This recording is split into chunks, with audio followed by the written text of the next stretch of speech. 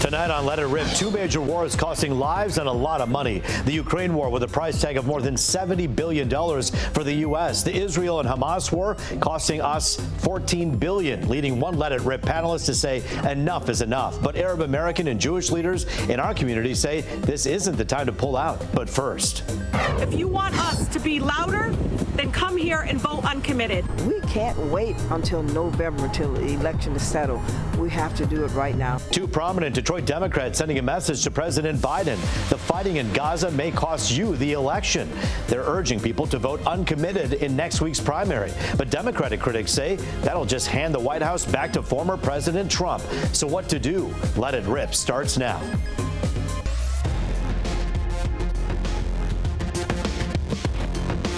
Time now to Let It Rip with one of those Democrats encouraging that uncommitted vote. Detroit City Councilwoman Mary Waters, Arab American news publisher Osama Siblani, Democratic State Representative Noah Arbit, and Zionist Organization of America Michigan Chapter Board member Aaron Tobin, Fox 2 anchor and attorney Charlie Langton with us as well. We're going to begin with Councilwoman Mary Waters talking about this uncommitted vote.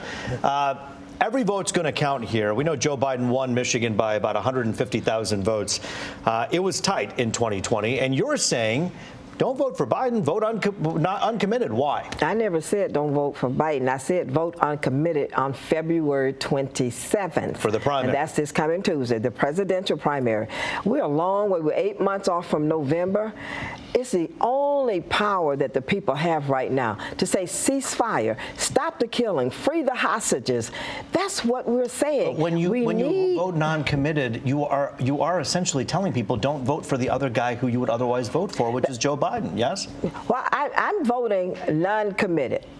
And it's the right thing to do at this time because we want the killing to stop. And for those who don't believe that it affects us around this world, and particularly right here in Michigan, it does. There's a lot of pain, there's anger, there's unrest right here in the state of Michigan. And so right now we have Noah Arbit with us, a representative state rep here. Your thoughts when you hear people say, hey, uncommitted, don't necessarily vote for Biden. I know you say you're not saying that, but I think you are when you're saying in February next week, vote uncommitted. What does that say to you?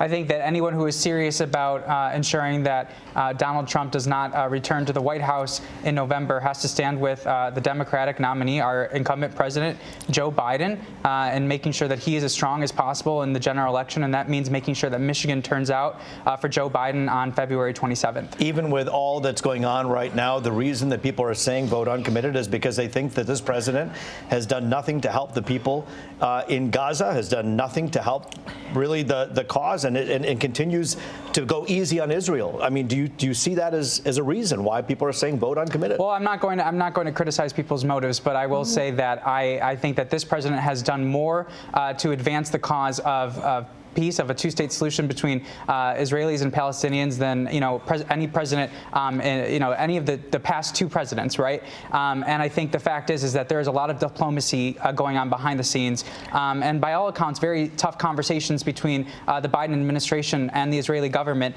in terms of making sure that there is a pathway towards normalization, towards a final status agreement between Israelis and Palestinians, that this war will not have been in vain, that there will be, in the end, a geopolitical solution. Those are a lot of lofty goals and hopes there. Yes, but the question yes, is, it is. Can it be achieved? Can it be achieved by this president? Real quickly here, 146,000. One moment, and I'll get right to you, Councilwoman. 146,000 Arab American votes were cast in the state of Michigan in 2020. 146,000. 70% of them voted for Joe Biden the last time around. How different is it going to be this time, Osama Siblani? Minus 140,000. You believe that? It's going to be... Yes, we are not going to vote for Joe Biden if he stands on his head from now until November. What needs to change? What does he have to ask for? Bring back the 30,000 people who are dead. Be better than Jesus. So would you vote for Trump? No. No. It's very sad that we have these two choices. Maybe the choices will be different in November. But if the November choices are these, Aaron, we're in trouble. You rarely speak in support of Joe Biden as a conservative leaning person. But in this case, do you think Mr. Joe Biden's got it right? The president's got it right? I have no problem with Joe Biden's support for Israel. What I do have a problem with is that Joe Biden is older than the modern state of Israel. So I don't really know. Beyond his age, what do you think about the fact that he's asked for a ceasefire just recently? Is it too little, too late? You have to remember that Joe Biden, all the staff members, all the members of the Senate and the Congress saw a 75-minute presentation of Hamas going in, murdering, slaughtering women, babies, ripping babies out of their mother's womb. He saw the most vile things and live. I don't believe any of this, by the way. I haven't seen any of this. You don't believe that? I don't. President Biden has seen it, and he remembers that, and that is why he is supporting Israel. Only when it is Jewish bodies and Jewish dead are we asked time and again to prove atrocities occur. We're going to pause for a moment. No, it's a war, but all these rapes and beheading and all that stuff, it's all lies. It's all the videos out there. Jews are murdered. Are we asked I have not seen a video. It's genocide going on. That's what's happening. Do you hear what Representative Arbit is saying? He's saying when it comes to the fact that when you're recognizing one onslaught and not the other, it seems as though there's not a recognition of I did not say that there was not. I said I have not seen any, and they have not. Hamas says they did it, and they will do it again. Why don't you believe Hamas? Because he sympathizes with Hamas. Hamas was wrong. You're saying that. You don't sympathize. There's video after video of Hamas bragging. Hamas was wrong. Okay, we admit that. Osama Sablani, you do not think that you're not a sympathizer of killing Hamas, right? all of these babies and He's these saying women. Hamas didn't do it. What about the Israeli babies? I'm not saying anybody did or didn't. They were wrong. Can I make myself clear in here? I said I have not seen any of this. Why would you? You're not a member of the government. Wait. I have asked to see. I will send it to you. I have been thrown off of Facebook. Okay. Send it to me. I have not because seen it was until I believe it. Charlie, go ahead. Wait a minute. Why isn't there a compromise on a ceasefire? I don't know. I think we're giving Israel a lot of discretion here that I think is going to hurt in this upcoming presidential election. I think we've got to be very clear on what the goal is for the United States. What is our interest now that Israel has bombed everything? Where is the end goal? Where's the end game? And there are innocent people being killed on both sides. The end game is the UN and the ceasefire. Military capabilities in the Gaza conflict. We're going to take turns. We're going to start with Councilwoman. Is this president doing enough when he called for a ceasefire just the other day? And also said he's not doing enough. No, he is not doing enough. Stop sending the money. Stop sending the weapons. We have to do those kinds of things. All of that money that we have, we're putting in that we use in the Pentagon budget, nearly $900 billion in that budget. We need to cut the budget, stop the war. It is not really a war. It is genocide. Frankly, all of those people, who can justify? Genocide by Hamas, killing innocent Jewish people. I am a Christian, all right? And I've acknowledged the fact that Hamas was wrong, and they should be brought to justice. Hamas wasn't just wrong. However, it's not like they ran a red light. They murdered over 1,000 innocent people. It's 30,000. It's genocide. All right, so when do you stop? Let's look at the numbers for a moment. When you look at the fact that right now, and I understand that this was at the hands of Hamas, that this began on October 7th. No, it didn't start October 7th. It started in 1948. Oh, yes, it did. I understand it started, but the most recent onslaught started on the 7th. It started in 1948. Occupation has been going on for 75 years. So why didn't they create a state before 1948? Apartheid has been going on for right, because when Jews have self-determination, somehow that is against the order. Representative Arbit, let me ask you a question. When you look at the numbers and you look at the close, hold on, Osama, 30,000, close to 30,000 people who are innocent killed in Gaza. That's according to Hamas. It's a made-up number. It's made up. So how many were killed? How many were killed? We don't know. 1,000, 2,000. It's still horrible. I'd be more killed. We have 3 minutes left. I want to get Representative Arbit in here. Your thoughts on the fact that there are so many people who say that this is a genocide that's going on, and even if it started with Hamas's attack, the way this is being done is too much. Even the President Biden himself saying that Israel's gone too far. I think that legitimate criticism and concerns can be lodged in a manner that is appropriate and factual. But and just as in any government, any country can be criticized and concerns can be raised over their actions. But the fact is, Israel has a right to defend itself from a genocidal maniac terrorist group. So are the Palestinians. By killing 1,200 by killing civilians? 30,000, you do not defend There's yourself. no You make more 30,000. enemies. It's a made-up number. You make more enemies. There's Listen, I three don't things to do to believe bring that killing peace. is Three wrong things no to do to matter bring who does peace. it. Number one. Aaron, you This go is next. And then genocide. Councilwoman. Go ahead. Can't understand what They you're all think, talking they at the think same that time. 1,200 are human beings Well, and that's why 30,000 it's called are let it not. rip. So the discussion let's go in here next. is Three where to go. Three things Hold to on. bring One peace. moment. Three simple things. Return the hostages. I see it there. Stop bombing Israel, sending missiles every day. Oh, you know what? There's only two things. It's very simple. Return the hostages immediately. Stop bombing. How do you tell Israeli soldiers not to go retrieve their mothers, their fathers, their children? What would you do if your wife was captured? What do you do with the Palestinians? Every day, Hamas is committed to a second Holocaust. You destroyed their homes. What do you I feel like everyone is who saying... you killed 30,000 people Free the dead. hostages. Stop bombing Israel. Bombing Israel. Return the hostages. What happens? What happens? There is no discussion. We can't hear you guys. Let me tell you. Hold on. What happens in February? Am I a human being? Is he a human being and I am not? If I am a human being, then my life matters as much as his life. So when we say 1,200 people were killed, I condemn it. Can they condemn 30,000 people killed? Can they? Let them ask them. Let's go. I already said it. We already said We've that. already Yes. said that. We already said it. Representative Aaron, condemning one moment. condemning Osama, it one moment. means stopping it. Councilwoman, you and Rashida Tlaib are calling for an uncommitted vote. If Joe Biden loses this election because of it, was it worth it to you? And, let me tell you something. The only thing that's going to help Donald Trump is the free media that he gets. Mary Waters would not be helping Donald Trump. But the uncommitted vote already had the Donald Trump. uncommitted vote is right here in the month of February. And I'm going to tell you this. If he does nothing about this, he's going to lose the election anyway. You cannot sit back and allow all of this pain, all of this anger, all of those things to exist. They will go and vote, but they won't vote for president. Will you vote for him in November? That's exactly what will happen. Will you vote for him in November? It's too early, isn't it?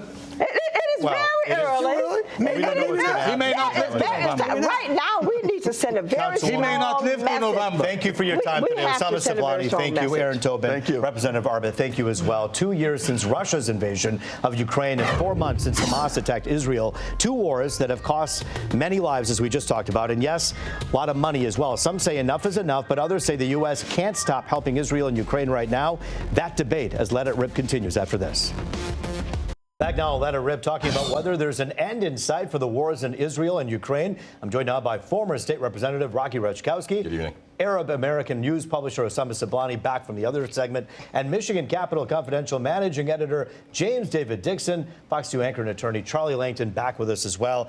All right, so we're talking about, yes, the war that everybody on the last segment was yelling and screaming about, because there's very strong passions on both sides. 2 years ago this weekend is when the U.S. invasion, or the U.S., I should say, Russia's invasion on Ukraine, with the U.S.'s help to help Ukraine, began. The U.S. has pumped $75 billion so far into this war. At one point, people were saying, wait a minute here, if Russia was to take on Ukraine, this is going to be a quick thing that Putin thought would just be a one-thing trick. Not the case, Rocky. Not the case, because Ukrainians are fighting for their nation, and they're fighting for their freedom. And we have to stand with our allies. Let me tell you a quick story. In 9/11, for Operation Enduring Freedom and Operation Iraqi Freedom, we had soldiers from Ukraine joining U.S. soldiers on missions. We had soldiers from Poland, we have soldiers from Estonia, Germany, and the NATO nations, as well as non-NATO nations, which Ukraine is not. So we have to stand with our allies. Plus, we had an agreement, and the agreement was Ukraine would give back the nuclear missiles that they had on their land back to Russia. And for that, Russia would basically agree that those were the borders of Ukraine, and the United States signed an agreement to support Ukraine's borders. And that's what we're doing Sure. right now. And so when we take a look at what's going on right now, it's still $75 billion the price tag right now. And James David Dixon, you look at this 2 years in, many people didn't expect it to go this far, and here we are. How much longer does this last, and how much more money does the U.S. spend? You know, as I was watching the last segment and preparing for this one, it just occurred to me how expensive this conversation is. And you will hardly ever see any topic involving American children or the betterment of Americans that will get a panel as fired up as the last one. Yeah. I would ask us to examine why that is. I would also ask us to examine, I mean, when we talk about wars, there seems to be no limit to what we're willing to spend. But when we talk about anything involving the homeland, anything involving Americans, anything involving the betterment of people, there's always really implied limits, and sometimes those are said aloud. So I would ask us to evaluate our priority system right now. Do you think, Osama, when you take a look at what's going on across the world, in the U.S. helping $14 billion right now in the Middle East, $75 billion in Ukraine, and then we have kids that don't have food. We have social issues and programs here that we haven't fixed at home. We have border issues that both sides argue is an issue, and yet here we continue to spend. Is that a problem to you? First of all, I agree with them 100%. I think our country is going into too many ventures overseas. We're forgetting our own here. And I think that our country is falling apart. Our infrastructure, roads, bridges, we're eating garbage. We're drinking contaminated water. We're breathing bad air. Everything that the government should take care of it is not taking care of it. All what they're doing is just going and invading and helping other people to kill each other and destroying other countries. And Rocky, number one. Number two is what he said is I totally disagree with. Number one, we have to stand not with our friends. We have to stand with our principles. How do we give $75 billion to Ukraine to fight occupation, which we should, if we stand with our principle, and then give $14 billion to Israel to occupy Palestinians? Wait a minute. Where is that? Do you think there's a contradiction there? No, there's a huge binary choice. Why not? Agreeing and supporting Ukraine and standing with Israel and supporting Israel militarily is not a binary choice. We're standing with our allies. Furthermore, Ukraine was there as a country way before Russia was. And also, historically, Israel was a country way before there was ever a Palestine. What are you talking about, man? If you look at history, what are you talking? You're forging history here. That's not Come forging on, history. man. That's history. You are forging history. That is history. Israel was created in 1948. What are you talking about? Recent Israel. We're not going to figure out a way to adjudicate and solve all of the world's problems on this stage. No, I agree. What we can do is ask about priorities, and I'm hearing all of you, but I'm asking Rocky the question. You're saying on one hand, we have all these issues here at home. We need to stop getting involved with everybody else's issues and problems and altercations. Yet you think that the $75 billion spent on Ukraine is okay. In this situation, if you look at our national interest, a lot of Republicans, conservative buddies, friends of mine, because I'm a conservative, right, and Democrats, and on the extreme progressive side and extreme conservatives do not understand why we're supporting Ukraine, but yet they'll support Israel. One of the problems that they have here is understanding exactly our national defense and what it means to stand by our allies, number one. Number two is to protect the U.S. dollar, because European allies need need Ukraine to be self-sufficient and supported.